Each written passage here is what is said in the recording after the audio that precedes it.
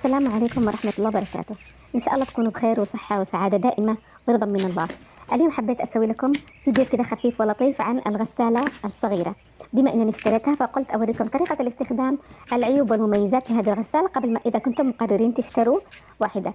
أخذت واحدة بهذا الشكل وجدتني زي ما شفتم مغلفة بكرتون زي ما شايفين ومطبقة بهذا الشكل. بنشوف الملحقات اللي تجي معاها وبشرح لكم هي بالتفصيل علشان تكونوا على دراية حينما تشتروها كيف تشغلوها. يجي معاها هذا الفيش وكمان هذه القطعة علشان التنشيف، ممكن تغسلي فيها إذا معك قطعة صغيرة، وهذا الغطاء الخاص بالغسالة. تعالوا نشوف كيف بنبدأ نفتحها. بنضغط عليها كبسة قوية بهذا الشكل علشان يبان شكل الغسالة، يعني لأنها مطبقة بهذا الشكل. وبيجي معها هذه اللوحة، لوحة التشغيل. طبعا الزر السفلي فقط هذا هو اللي يشتغل، اما اللي فوق هذه الثلاث الازرار مجرد لوحات ضوئيه فقط، يعني ما نشغلش ما نضغطش عليها نهائيا، التشغيل فقط من اللوحه السفلي. وهذا كمان مكان تصريف بقى الماء بعد ما تغسلي، وهذا مكان ما تحطي فيشه الغسيل اللي هو الواير هذا الماء، يعني مكان ما تشبكيه ينشبك زي ما الشاحن حق التليفون القديم بهذا الشكل. وهذه كمان الربلات تيجي علشان تثبتها فوق الرخامة أو على الطاولة أثناء الغسيل عشان ما تتحركش. الآن بس بعد ما ركبناها أصبحت جاهزة. شوفوا كيف بشغلها، فقط بضغط على الزرار السفلي اللي بالأسفل، وبتظهر لي في اللوحة اللي فوق هذيك نوع الغسيل، إما غسيل أو تنشيف أو غسيل ناعم. زي ما هنا أنا شغلت لكم هي من الأسفل. إذا ضغطت ضغطة واحدة بيشتغل الغسيل العادي، إذا ضغطت ضغطتين بيشتغل الغسيل الناعم اللي بالوسط، إذا ضغطت 3 ضغطات بيشتغل لك التنشيف. الآن أنا ضغطت ضغطة واحدة واشتغل لي الغسيل العادي، مليتها من الأعلى زي ما أنتم شايفين. وهذا الفيش بشبكه الآن.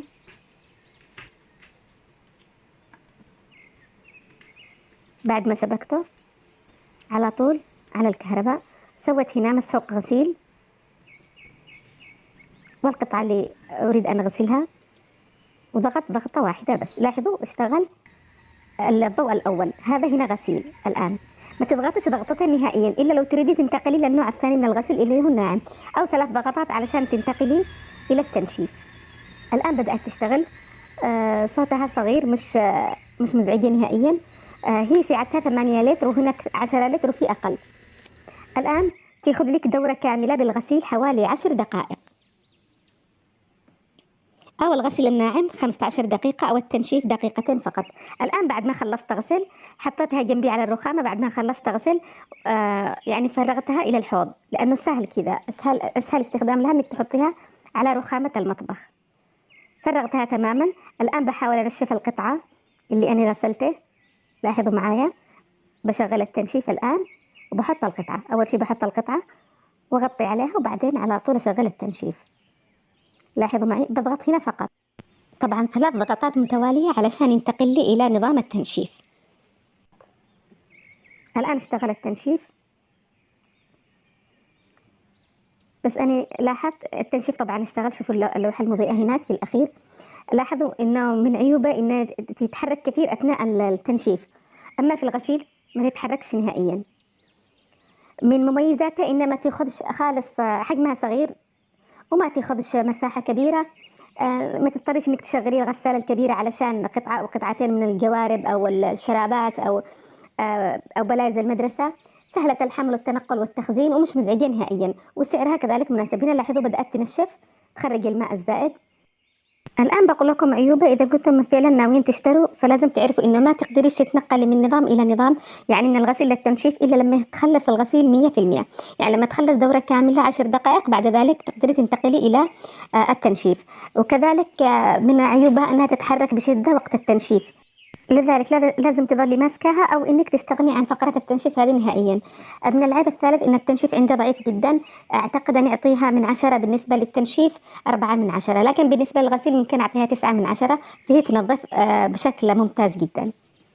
بعد ما أنتهي من الغسيل في البداية أشيل الفيشة، وبعدين أمسحها بهذا الشكل، ما أحفظهاش أبدا وهي مبلولة، لازم أتأكد أن هي ممسوحة وناشفة تماما قبل ما أقوم بتخزينها. بعد ما مسحتها بهذا الشكل أقوم أمسحها من خارج، كذلك بمسح الرخامة من الأسفل والأعلى أمسحها، بعدين أغطيها ثم أطبقها بهذا الشكل بالضغط عليها علشان السيليكون هذا ينزل فوق بعضه، وتكون الآن بهذا الشكل سهلة التخزين وسهلة الحمل، وممكن تضعيها بأي مكان. أنا وضعتها هنا معي كبت صغير أحط بول زجاجيات عندي في الصالة، حطيتها فيه.